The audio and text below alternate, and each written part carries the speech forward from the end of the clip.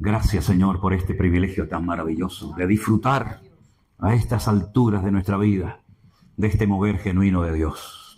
A ti la gloria, Padre, en el nombre de Jesús. Amén y amén. Aleluya. Hermanos queridos, vivimos en una generación, en unos tiempos, como dijo la palabra de Dios, difíciles y peligrosos, donde la maldad se ha multiplicado de una manera tremenda, donde vemos que cosas que hoy en día son normales, en nuestra época eran auténticas aberraciones o barbaridades que incluso hasta te daba vergüenza mencionarlas o hablar de ellas. Y todo esto no es producto de la casualidad.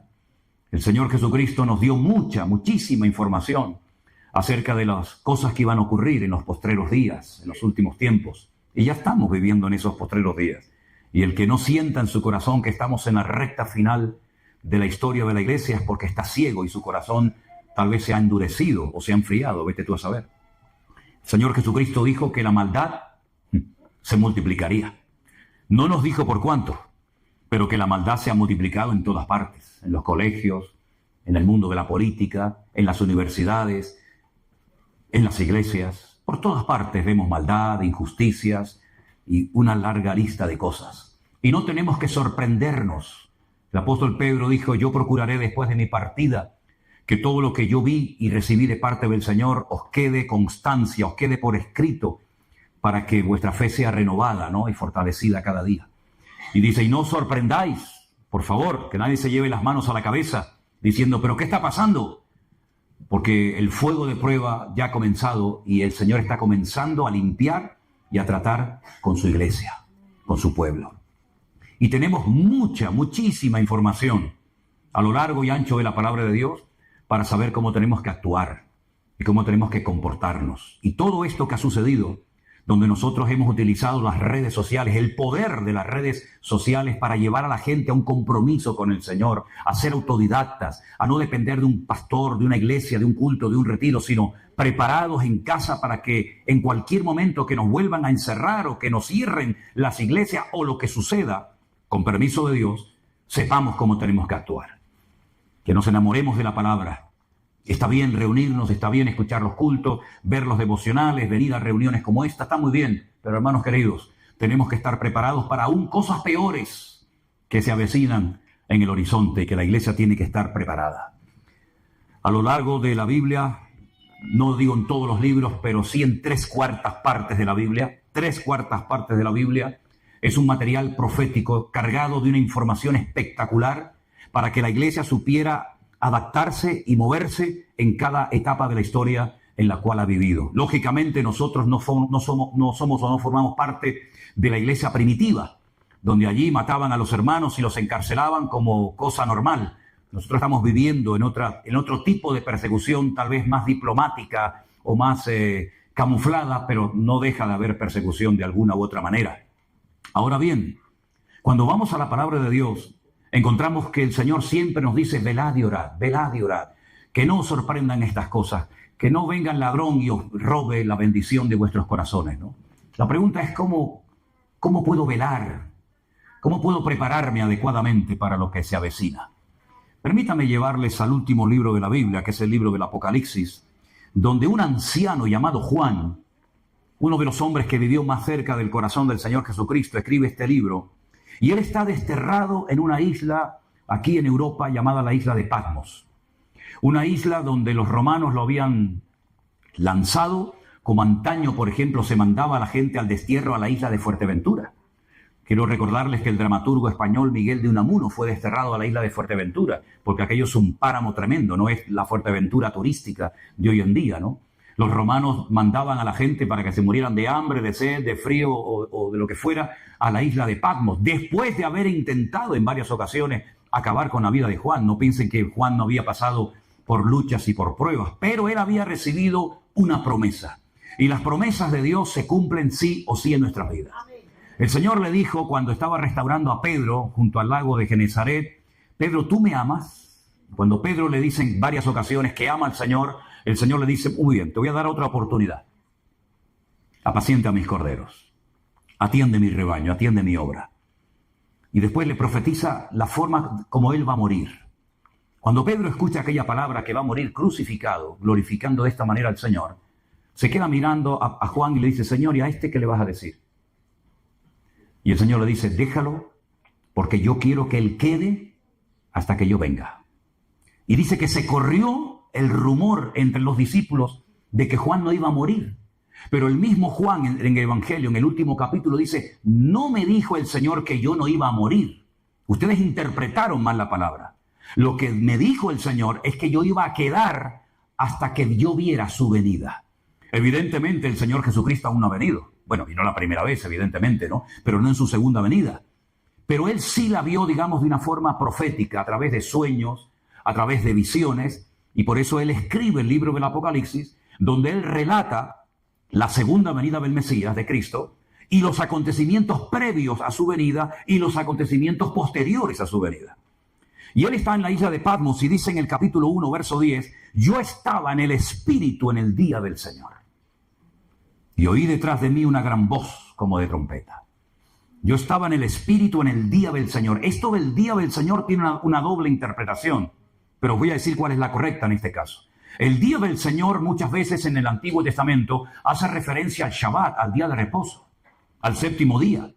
Ese era el día que se apartaba para la familia, no necesariamente para el culto, sino era el día de reposo. Es el único día de la semana que tiene nombre. En hebreo los días de la semana no tienen nombre. Yom Rishon, Yom Sheni, Yom Shalishi, Yom Retravi, Yom Hamishi. Es el día primero, día segundo, día tercero, día cuarto. No hay como nosotros lunes. Claro, el lunes el culto a la luna, el martes a Marte, el miércoles a Mercurio. No existe eso en hebreo, son números. Pero el último día, el primer día de la semana, se le llama Shabbat, que es el día de reposo, el día en el cual se reflexiona en torno a la palabra de Dios, el día en el que se reúne toda la familia, los padres bendicen a sus hijos con imposición de mano, etcétera, etcétera. A eso hace referencia muchas veces la expresión el día del Señor. Pero hay otra expresión, o mejor dicho, la misma expresión, que se aplica a la aparición del Señor. El día del Señor, del cual hablan muchos profetas en el Antiguo Testamento, habla acerca de su segunda venida. Y a esa es a la que se está refiriendo Juan en esta ocasión.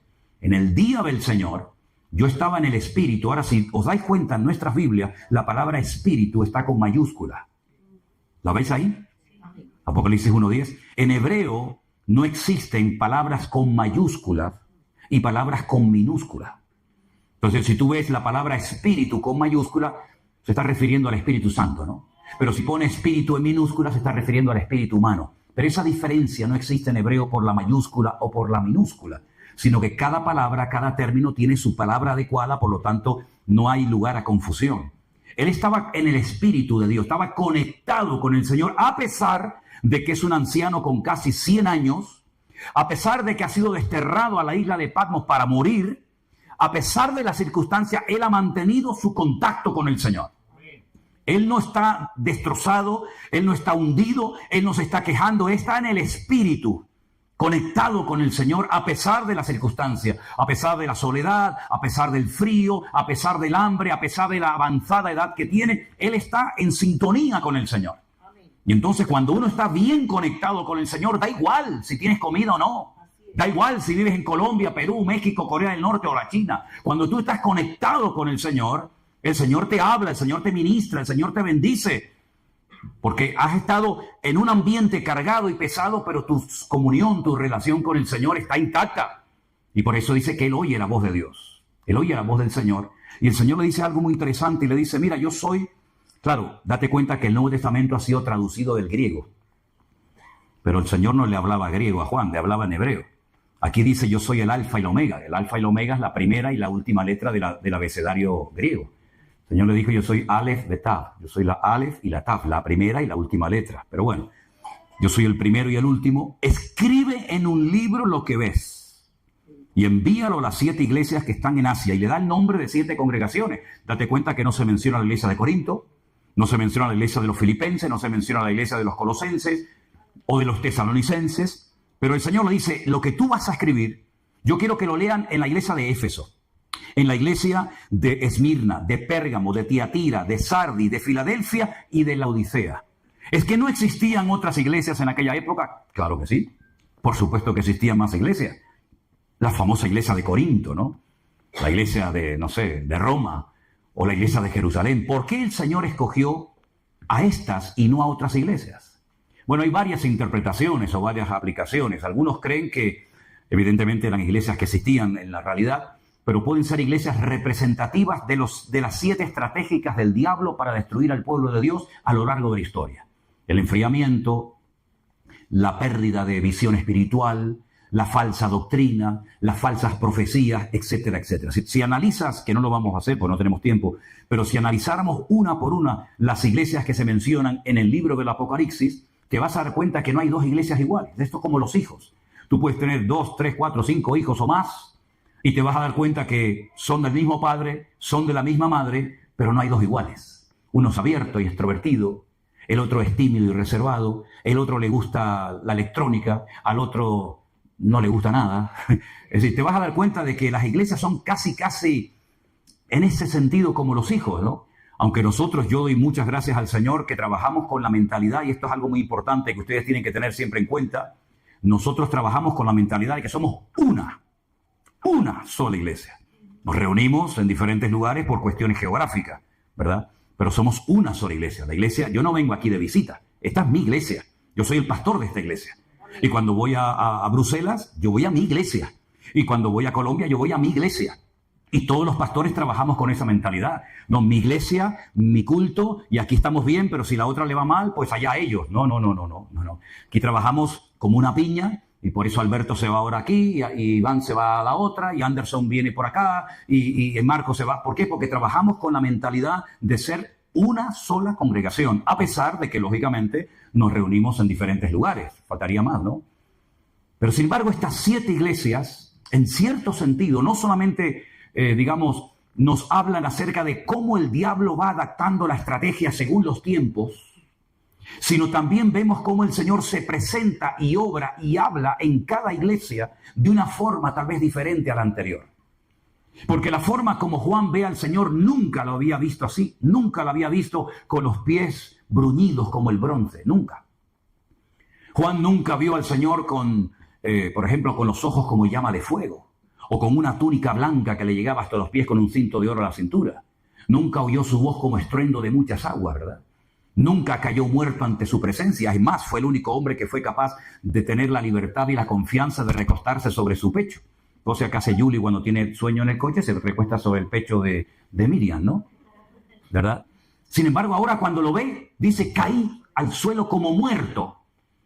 Algo ha pasado.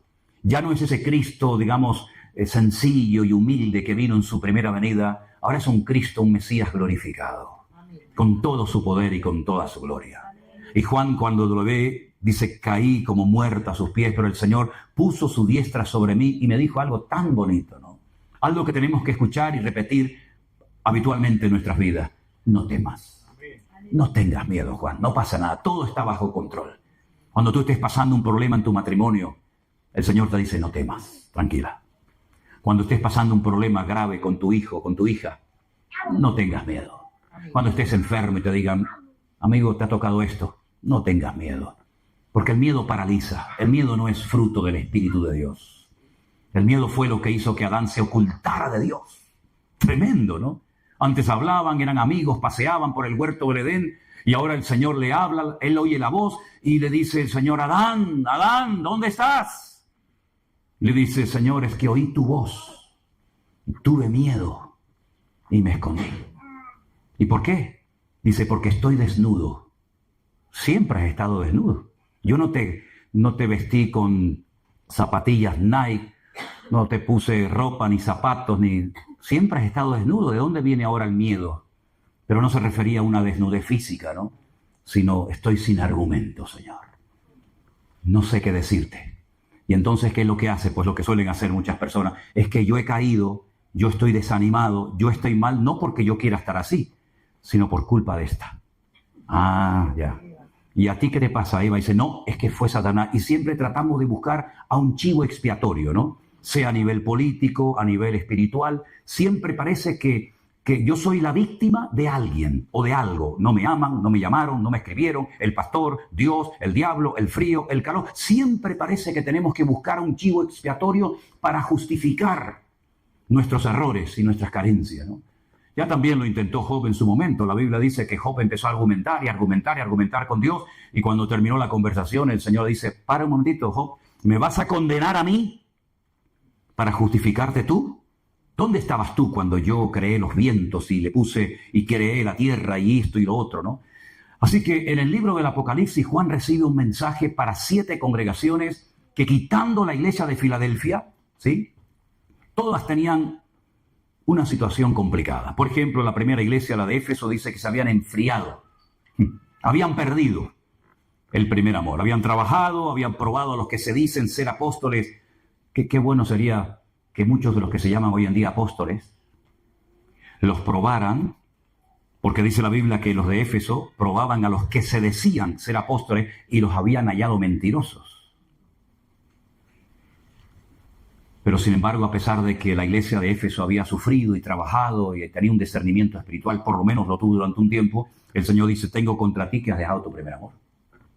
Y eso es un problema grave, porque si no cambias esta situación, si no vuelve otra vez a arder tu corazón con el fuego de Dios, con la pasión de Cristo en tu corazón, yo voy a apagar la luz de la iglesia.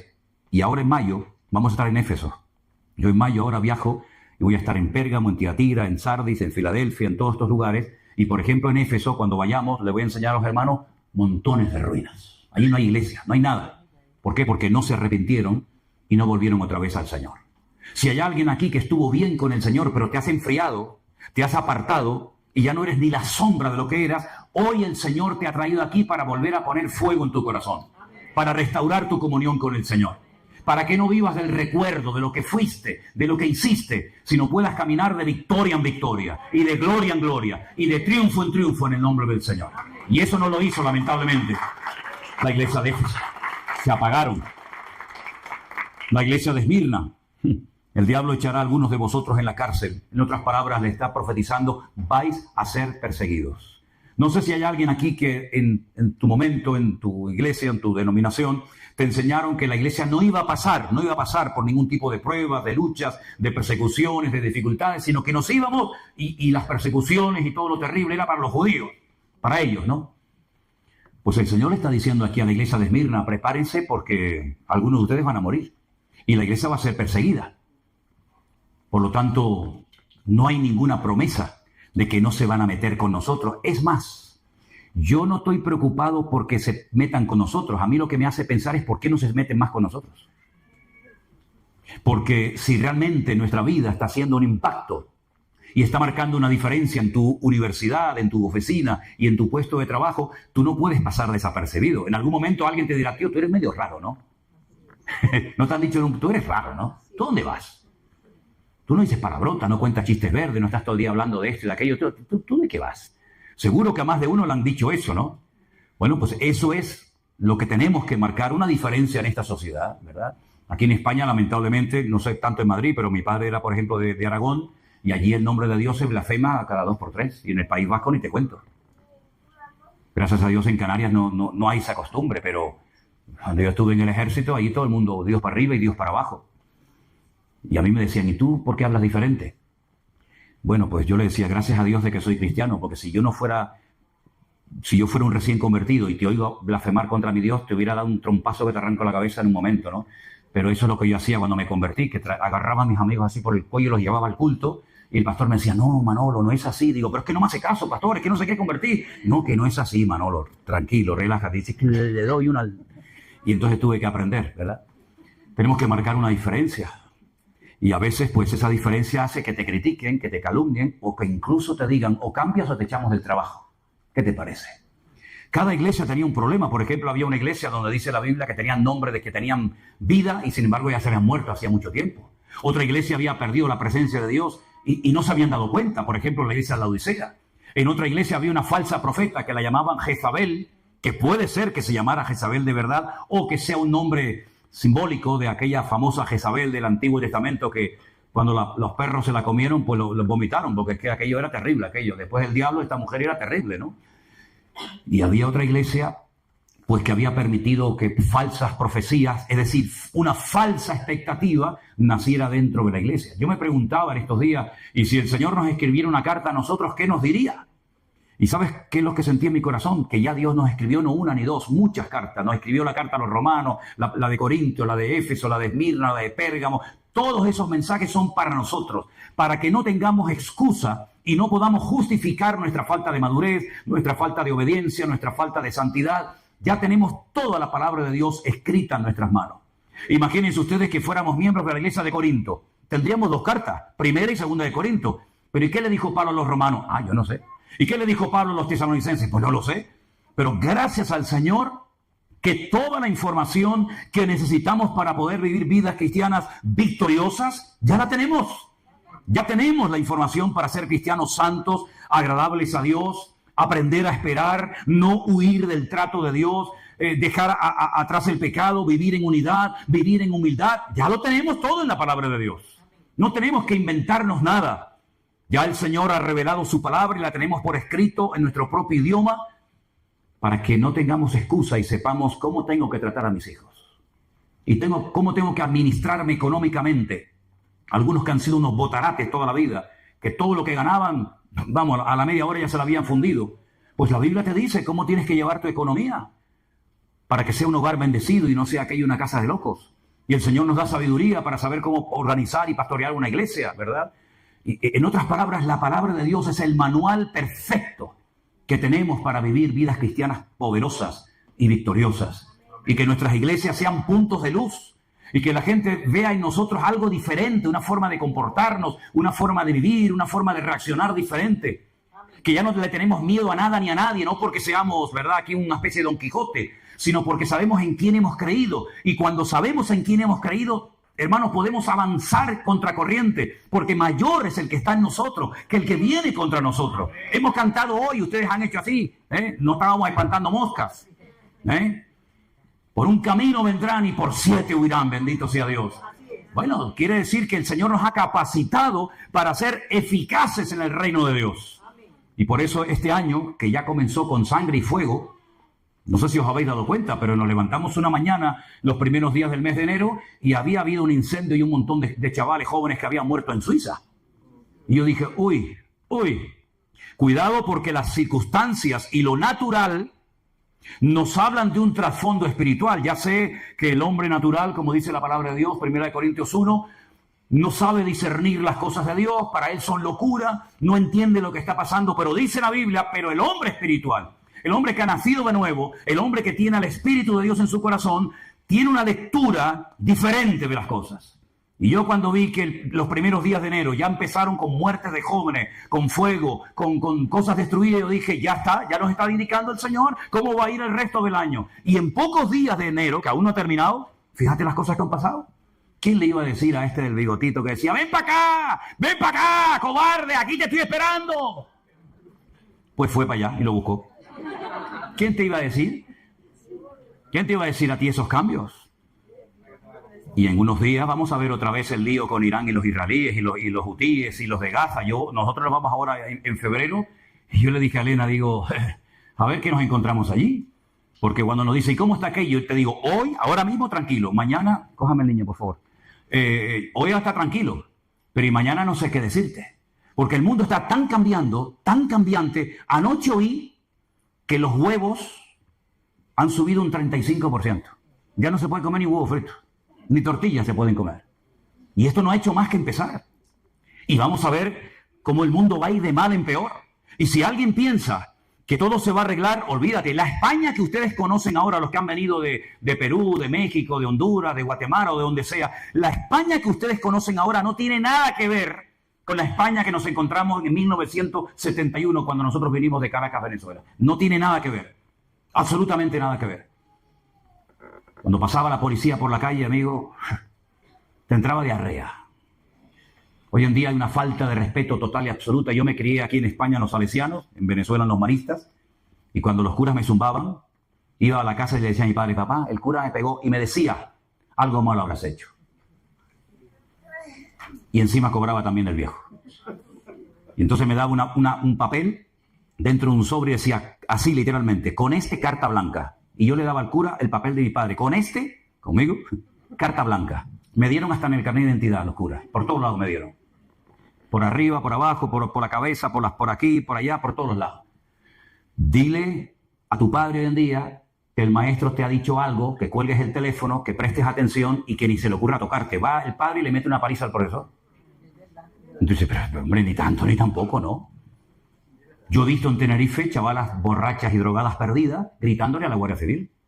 Sí, hombre, hazlo hace años, pégale un grito a un Guardia Civil. Te mete ¿Tú viste a la niña del exorcista? Que le da la cabeza así vuelta. Así te pasa, ya da la vuelta así, da la vuelta así. Todo eso que es hoy en día normal, en nuestra época era totalmente anormal y ni se te pasaba por la imaginación. Y la iglesia también ha cambiado. La iglesia en la que yo me convertí era una iglesia sana, donde no había cosas raras. Hoy en día tú dices, ¿pero eso qué es? ¿Una iglesia o un circo? ¿Una iglesia o un teatro? Ahí hay un tipo que tiene una elocuencia y un carisma brutal que tiene enloquecido a la gente y el tío vive como un marajá mientras el resto del pueblo a dos velas. Y eso en mi época no existía. Sin embargo, hoy en día hay hermanos que han salido arruinados, heridos y maltratados de iglesias cristianas evangélicas. ¿Y cómo se come eso? Nosotros tenemos en nuestro ministerio gente que llevaba 10, 15, 20 y hasta una hermana que llevaba 40 años sin congregarse en ninguna iglesia, de lo mal que la mujer lo había pasado. Entonces el Señor está haciendo algo bonito, algo nuevo, está trayendo restauración, está trayendo ilusión, está trayendo ganas de leer, de estudiar, de escudriñar las Escrituras. Y cuando uno se mete en el libro de Apocalipsis, tú te das cuenta de que todo esto es simplemente el principio de dolores. Y lo bueno de todo esto es lo malo que se va a poner todo. Lo bueno de todo esto es lo malo que se va a poner todo. Y solamente el hombre va a tener una vía de escape. Como solamente tenía una ventana el arca de Noé. El arca de Noé no era como esos barcos de lujo que hoy en día tienen balcones. ¿Has visto esos cruceros? Allí en Canarias constantemente están llegando cruceros de lujo y ya no tienen el ojo de buey, la ventanita redonda. Ahora tienen un balcón para ellos solos. Es una pasada, unos barcos impresionantes, ¿no? Pero el arca de Noé no tenía tantas ventanas ni balcones, tenía una sola, arriba. Para que el hombre aprendiera a mirar solamente a Dios. Alzaré mis ojos a los montes. ¿De dónde vendrá mi socorro? Mi socorro viene del Señor, ¿verdad? Si habéis resucitado con Cristo, poner la mira en las cosas de arriba, no en las de la tierra. Y eso es lo que nos ha venido hablando y enseñando el Señor en estos últimos tiempos. Que el único al que podemos agarrarnos y fiarnos y la promesa se cumple sí o sí, es la promesa que nos hace nuestro Dios. El Señor le dijo a Juan que él no moriría hasta que viera su venida y la vio y la escribió. Aquí lo tenemos en el libro de Apocalipsis. ¿Dónde va a venir? Sabemos el lugar, ¿sí o no? Zacarías capítulo 14. Dice la Biblia que el Señor Jesús pondrá sus pies en aquel día sobre el monte de los olivos. ¿Cuántas veces hemos estado en ese monte, Dios mío? Enseñándoles a los hermanos toda Jerusalén, dónde se arcó Judas, dónde está el valle de los huesos secos, dónde entró Jesús triunfalmente en Jerusalén. Pues ese monte, dice la Biblia, que cuando Él venga con poder y gloria y todo ojo le verá y toda rodilla se doblará, se partirá por la mitad de ese monte y se hará un valle gigantesco. Y de su interior saldrán ríos de agua viva que entrarán, ¿verdad? Unos en el mar Mediterráneo y otros en el mar Muerto y cobrarán una vida espectacular. El lugar lo sabemos, lógicamente el día y la hora no lo sabemos, pero sí tenemos multitud de señales que nos están hablando de la proximidad del cumplimiento de la palabra de Dios. Mira, ahora dentro de poco, ustedes saben que Israel es un país muy chiquitín, mucho más pequeño que cualquier provincia de España. Pues ese es el ojo del huracán, es el epicentro, ¿no? Todo lo que ocurre allí de alguna u otra manera siempre repercute en muchas áreas de la vida. Ahora se van a celebrar elecciones en Israel y probablemente, esto se está grabando y ahí queda, ¿no? Probablemente gane un hombre, no recuerdo en este momento su nombre, pero el candidato que probablemente vuelva a ganar las próximas elecciones en Israel es un hombre que en su programa electoral ya lo ha dicho claramente, ¿eh? Ya ha ido al saco, al grano, para que no haya ningún tipo de duda. Si yo gano las elecciones, lo primero que voy a hacer es reconstruir el tercer templo en Jerusalén. Hala, tócate las narices. ¿Qué te parece, amigo? Así. Dice, ¿qué es eso? ¿Saben lo que significa reconstruir el templo de Jerusalén? ¿Y dónde se va a reconstruir ese templo?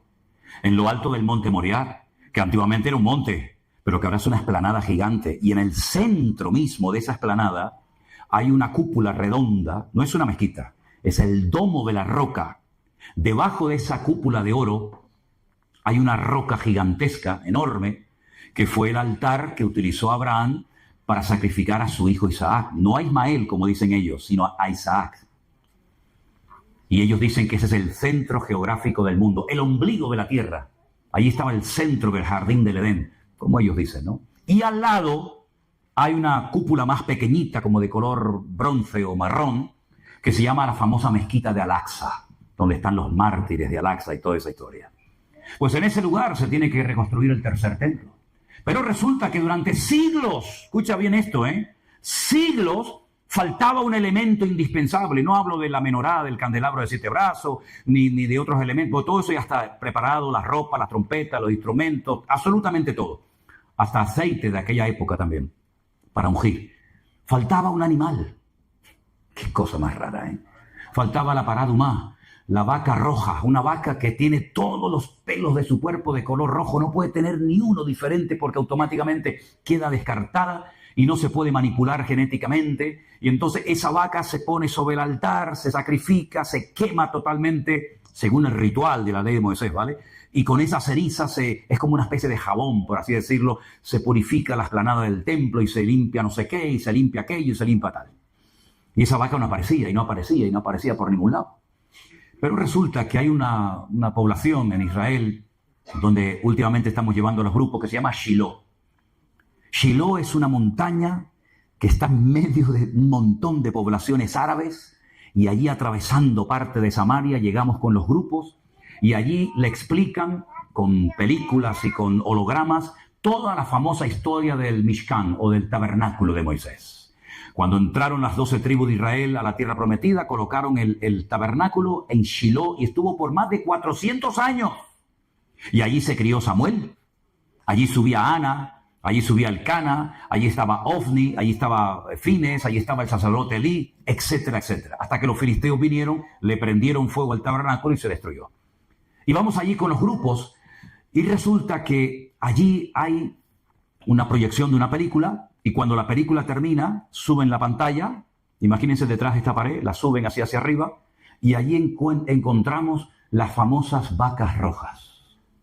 Antes había 6, creo que ahora solamente hay 5, y es impresionante ver esos animales que hacía siglos que no aparecían, y ya están allí preparados, y han venido gente de Estados Unidos, del estado de Texas, para cuidarlas y mimarlas porque no pueden tener ninguna marca, no pueden sufrir ningún daño. Son vacas que están especialmente preparadas y, digamos, diseñadas de alguna manera para sacrificarlas en el templo de Jerusalén. Entonces uno dice, ¿y qué falta para que esta gente suba arriba y construya el templo? Nada, ya está todo listo.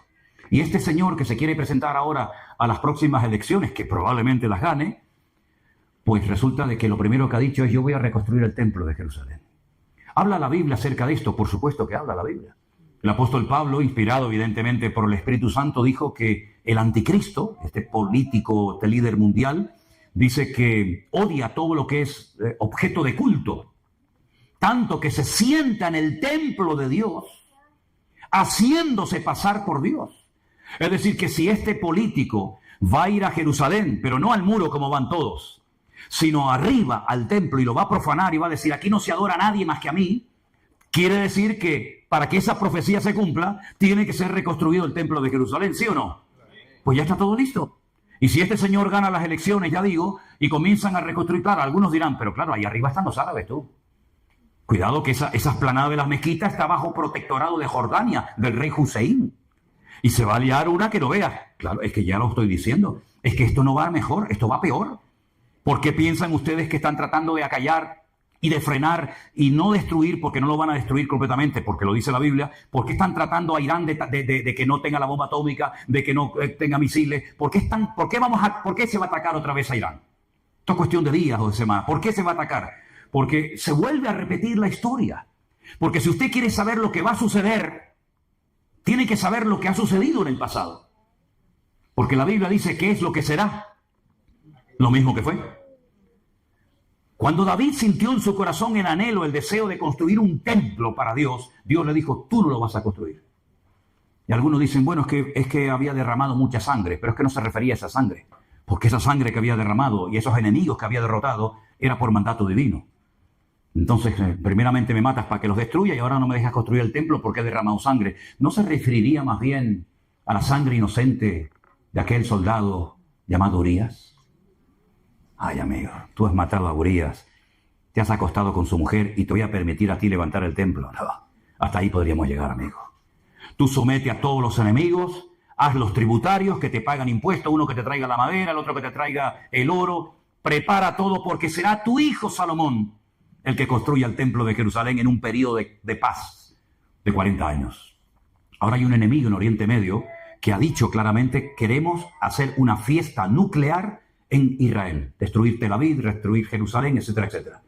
A ese enemigo hay que frenarlo temporalmente, y cuando todos los enemigos de la zona, curioso, ¿no? Todo esto de los pactos de Abraham, ahora se habla de los pactos de Ciro, cuando todos los enemigos estén, entre comillas, quietos durante un tiempo, se reconstruye el templo, y a los 3 años y medio de haber reconstruido el templo, se monta otra vez la marimonena, se monta otra vez el follón, y entonces será tiempo de angustia, cual nunca la hubo desde que hubo gente hasta entonces. Pero en aquel tiempo será libertado tu pueblo, y verán la gloria del Señor. Por lo tanto, hermanos, hay una generación que tendrá que ver todo esto.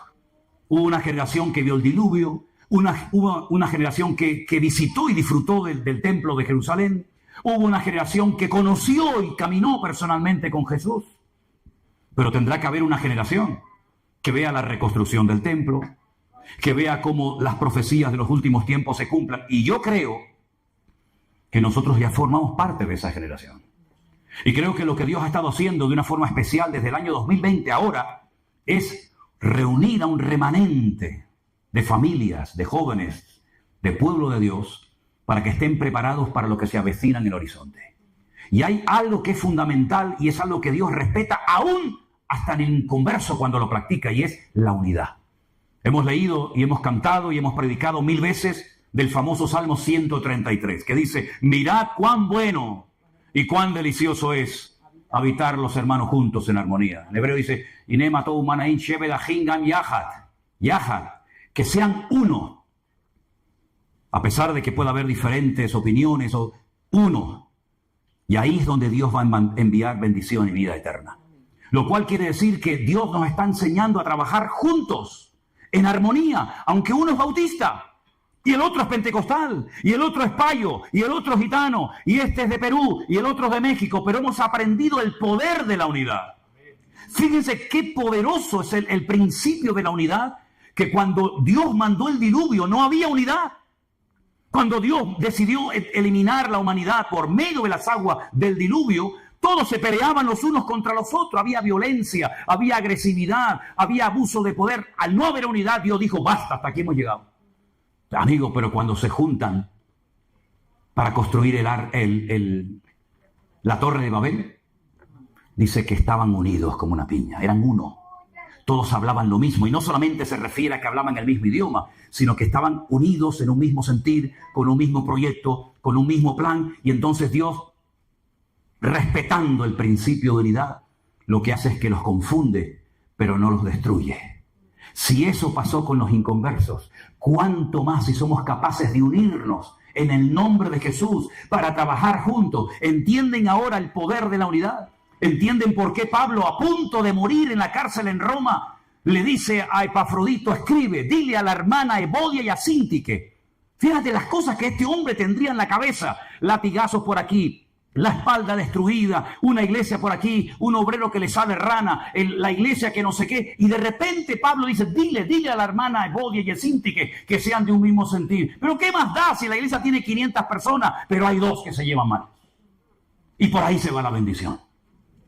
Date cuenta lo importante que tú eres para mantener la unidad de la iglesia, que tú puedes aportar bendición o puedes ser un desastre aquí adentro.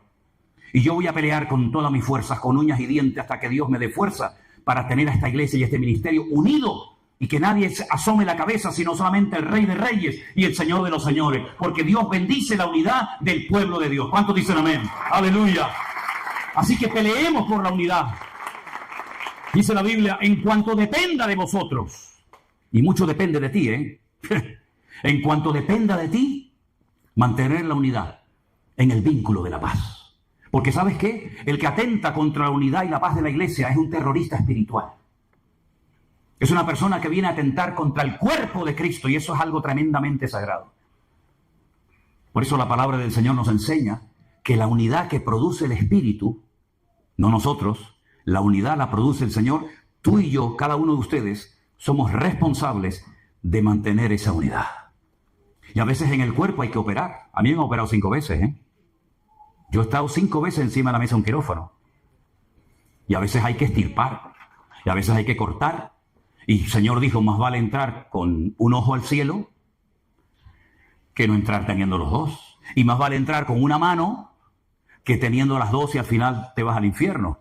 Entonces, a veces el Señor tiene que intervenir. Por eso, si me permiten, ustedes tienen tiempo, ¿no? ¿Sí? Yo pregunté a Miguel, ¿cuánto tiempo tenemos aquí? Me dijo, indefinido.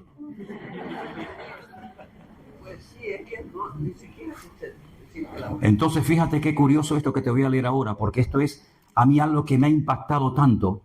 Estamos en Apocalipsis, por favor.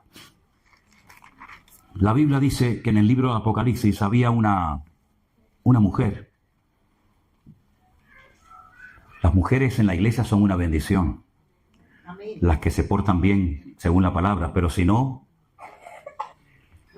dice que la mujer en la vida del hombre es la clave o el clavo. Tú verás. Tengo unas pocas cosas contra ti, Apocalipsis 2:20. Tengo unas pocas, pero no me gustan. Primero, que toleras que esa mujer, Jezabel, que se dice, no es que lo sea, ella dice que es profetisa, enseña y seduzca a mis siervos a fornicar y a comer cosas sacrificadas a los ídolos. Déjame aquí, porque fíjate, enseñe y seduzca, ¿a quién? A mis siervos, ¿a qué? A fornicar, sí, son relaciones sexuales prohibidas, y a comer cosas sacrificadas a los ídolos. Vale, lo puedes quitar ya. Mira, llegó un momento que la iglesia comenzó a crecer y a crecer y a crecer, pero se convertían más gentiles que judíos. Y las costumbres de los gentiles eran y son totalmente diferentes a las costumbres de los judíos. Y comenzó el choque cultural en la iglesia. Ay, es que en mi país no se hace eso, y en mi país no se hace lo otro, y empezaron los problemas dentro de la iglesia. ¿Cuál fue la solución o el remedio para solucionar el follón en las iglesias? Vamos a reunirnos todos los apóstoles y el liderazgo de la iglesia en Jerusalén en un concilio, famoso concilio de Jerusalén. Hechos capítulo 15. Allí está Pablo, Santiago, Pedro, etc. Y después de mucho debatir, después de mucho hablar, oye, mira que se están convirtiendo muchos gentiles, resulta que esta gente se va a la carnicería y ha comprado chuletas, pero es que el dueño de la carnicería no es cristiano, tampoco es judío. Y resulta que para matar 2 pájaros de un tiro, el tío lo que ha hecho es coger la vaca, se la presenta, la sacrifica a Baal, queda bien con su Dios, luego la corta en tiras y la vende al público. Y los gentiles vienen, compran esa carne y están comiendo carnes que han sido previamente sacrificadas a los ídolos. Y los judíos dicen, eso no se puede, eso es un delito terrible. Y el otro decía, pues estaban riquísimas, las chuletas estaban de perla. Y uno, y otro, y dice, no, esto no puede ser esto. Nos estamos peleando por la comida, pero ¿esto qué cosa es? Entonces dicen, miren, le ha parecido bien al Espíritu de Dios, al Espíritu Santo y a nosotros, que escribamos unas cartas y las mandemos por todas las iglesias diciéndoles que para no ofender, para no herir la débil conciencia de algunos hermanos, díganle a los hermanos que no coman carne sacrificada a los ídolos, ni cosas que tengan sangre, ni nada de eso. No estoy hablando del Antiguo Testamento, estoy hablando del Nuevo Testamento, Hechos capítulo 15. Entonces, de esta manera vamos a evitar que las iglesias se peleen, que los hermanos se enfrenten por la comida, que es una vergüenza. Entonces, las cartas se escribieron, llegaban a las iglesias, hermano, mira, a partir de hoy las medidas de régimen interno de la obra son estas, y perfecto. Pero ahora llega esta señora, llega Jezabel en la iglesia de Tiatira y dice, no, de eso nada. Esto es lo que han decidido los pastores, los apóstoles en Jerusalén. Pero yo voy a enseñar que se puede fornicar, relaciones sexuales fuera del contexto que Dios ha establecido, y además vamos a comer todos carne sacrificada a los ídolos. Y el pastor de la iglesia se lo permitía. Es decir, que, si me permiten, el pastor de la iglesia era un pelele. Permitía que y además que esta señora, ella decía que era profetisa. Miren, hermanos, yo no sé ustedes, pero cuánto daño han hecho los falsos profetas y las falsas profecías dentro del cuerpo de Cristo. No, es que me dijo el hermano que lo vendiera todo y que me fuera a África de misionero. ¿Quién te lo dijo? No, un profeta que vino a mi iglesia. ¿Te lo dijo Dios? No, entonces no vendas nada ni te vayas a África. Vete a Móstoles a repartir folletos. ¿Cuánto daño han hecho las falsas profecías? Mire, a mí ya no, porque ya ni se me acercan, pero durante años me venían a dar profecías. La última que me quisieron dar en Estados Unidos. Yo tenía un hambre, tenía más hambre que el perro un hippie, hermano. Un hambre terrible, todo el día hablando, habla con este. Y yo tenía un hambre, estaba en la cola para comer y de repente me tocan así por el hombro y le digo, hola, ¿qué tal? El Señor te dice, no, digo, mira, para un momento, hermana, para un momento. Mira, escúchame una cosa. Si el Señor, mi Dios y mi Señor, me tiene que decir algo, me lo va a decir a mí, ¿vale? En todo caso, confirmaría. Pero no, es que el Señor me ha dicho que tú serás y tendrás. Digo, no, si yo sé que seré y tendré, por eso no te preocupes, que tengo bien claro. Pero ¿cuántas veces la gente, yo he ido a cultos donde termina el predicador, ni por ahí te pudras, ni gracias le dieron al hombre que predicó 2 horas. Pero luego llega el profeta y empieza, ven hermana, que te voy a dar una profecía. Como un amigo mío que yo tenía en la iglesia cuando yo era joven, no estaba casado ni nada, y estaba enamorado de una chavala de la iglesia. La chavala no hacía ni caso, ¿eh? Y venga y venga y venga, y al final no se le ocurre otra cosa que llegar a la chica y le dice, hermana, el Señor me dice que te tienes que casar conmigo. Y la hermana dice, pues a mí el Señor no me ha dicho nada. A ti el Señor te habrá dicho misa, pero a mí no me ha dicho nada. Le dio una cachetada sin manos. Entonces la Biblia dice que hay que filtrar todo por la palabra de Dios. Ya no es el sentir, a mí me parece, yo creo. No, mire. Aquí tenemos la palabra de Dios por escrito. Y si alguien se atreve a decir o a compartir algo, lo tenemos que comparar con la palabra de Dios. Porque no es Dios el que se tiene que sujetar a ti. Eres tú el que te tienes que sujetar a la palabra del Señor. ¿Y cuántas veces por respeto, por ingenuidad, porque te da corte decir no? ¿Cuántas veces los hermanos se han hecho falsas expectativas? Porque alguien vino de no sé qué sitio y te dijo, como una vez vino un hermano a mi iglesia, hace años, no a esta sino a otras, y cogió una botella entera de aceite de oliva, una botella entera, y se la derramó por encima a un hombre delante de mí. Yo digo, madre mía, el aceite lo va a poner perdido. Le manchó todo, el traje, la corbata, el pantalón, y le dijo, tú vas a abrir 3 empresas. Ni abrió las 3 empresas, sino que las 2 las tenía, las fundió y se arruinó.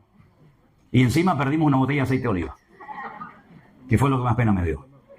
Entonces, hermanos queridos, hay que madurar, ¿eh? Vamos a dejar a un lado la ingenuidad. Es muy bonita la ingenuidad. Yo siempre he dicho que a mí los que más feliz me hacen de la vida y los que me hacen reír son los niños. Yo con los niños los paso pipa porque tienen una ingenuidad. Por ejemplo, cuando dije ahora, tócate las narices. Este chiquitín dice, mamá, ¿y eso qué es? Eso es una pasada, escuchar a un chaval decir esas cositas, ¿no? Pero espiritualmente hablando tenemos que madurar.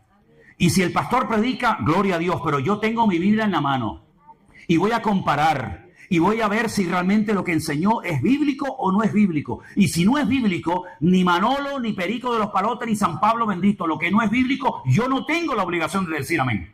Pero a lo que es de Dios, te guste o no, yo digo amén y me sujeto porque Dios me está hablando a través de la vida de esa persona. ¿Cuántos dicen amén?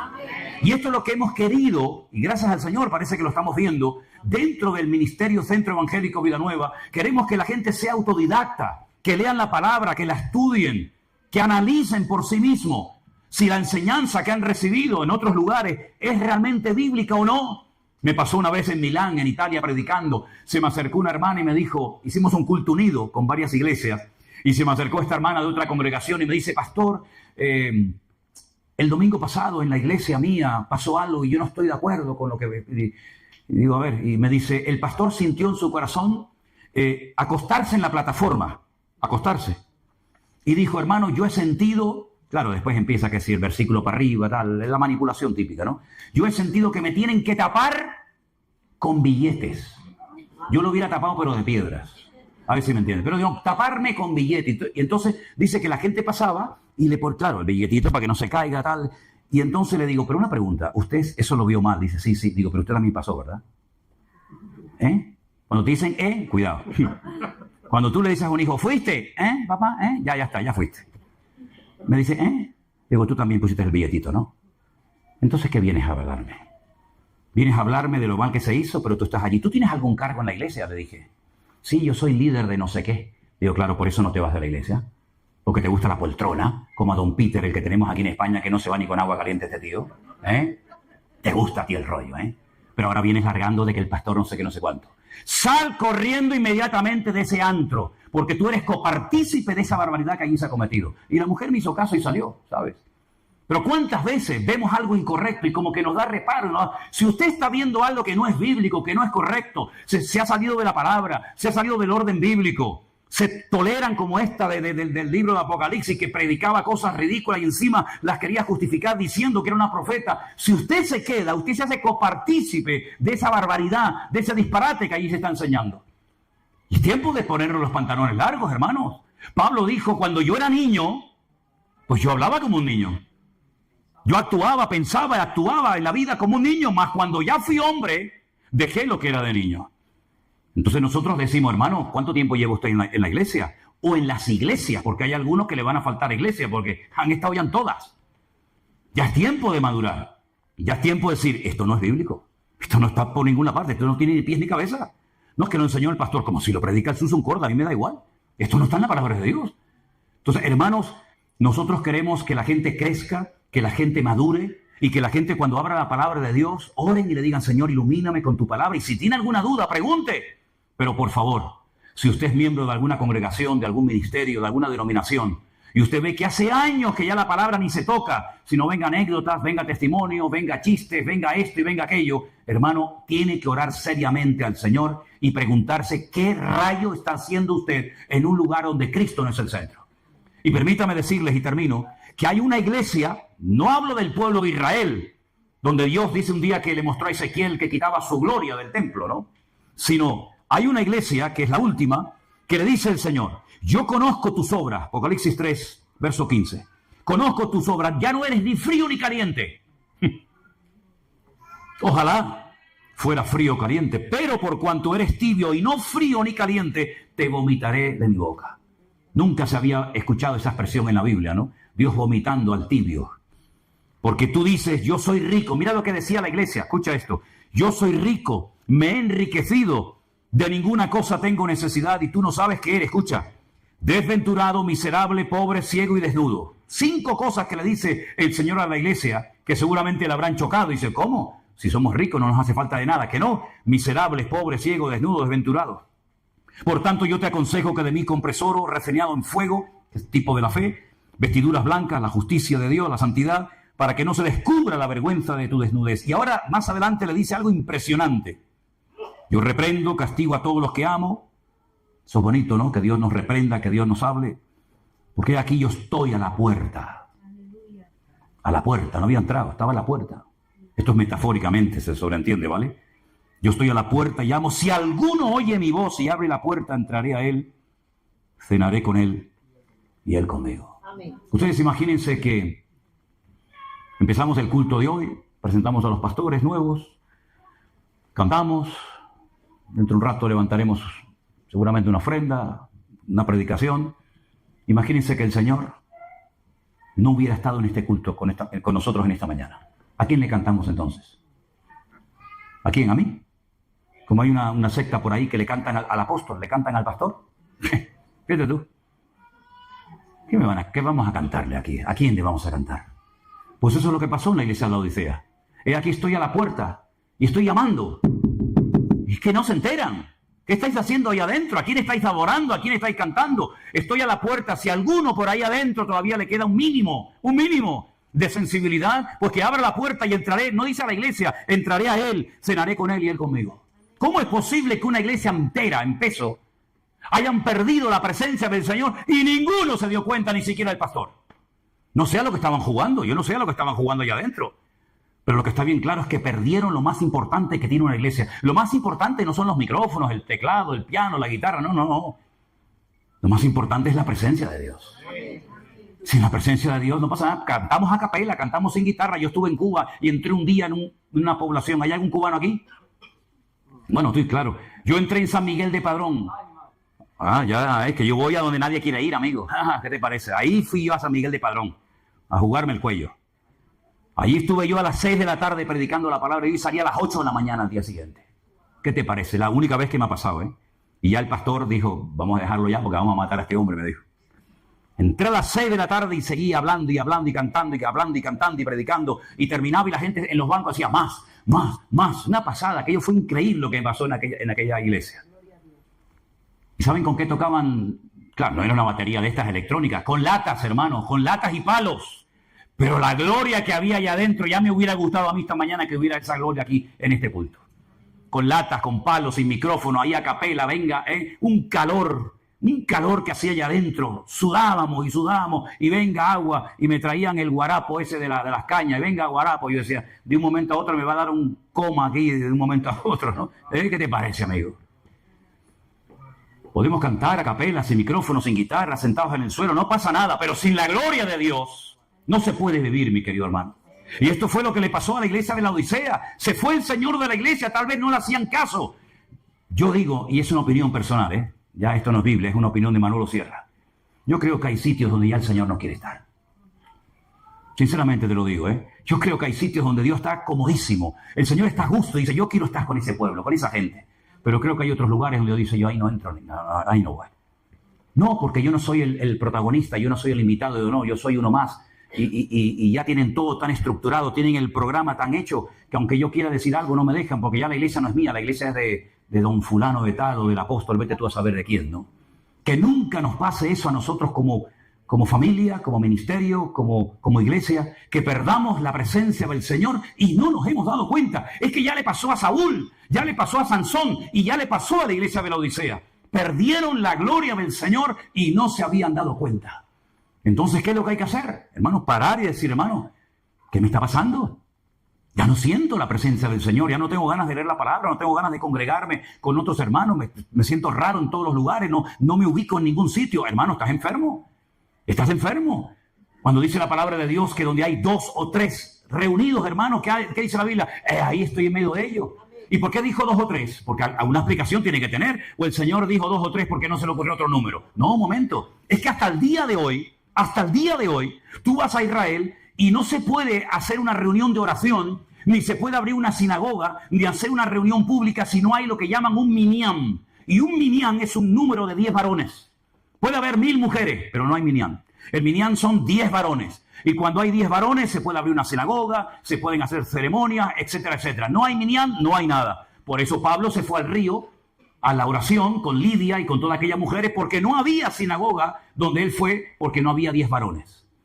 Y ahora Jesús, que es judío, que sabe ese rollo que se han inventado los rabinos, les dice 10. Con que haya 2, yo estoy allí. Y tú puedes decir, sí, pero estoy yo solo. No, porque yo estaré contigo todos los días hasta el fin del mundo. Así que donde tú estás, yo estoy. Así que ya somos 2, ahí está mi presencia. ¿Te das cuenta? Entonces vamos a cerrar nuestros ojos en esta mañana y decirle al Señor, Señor, sigue obrando en mi vida. Aleluya.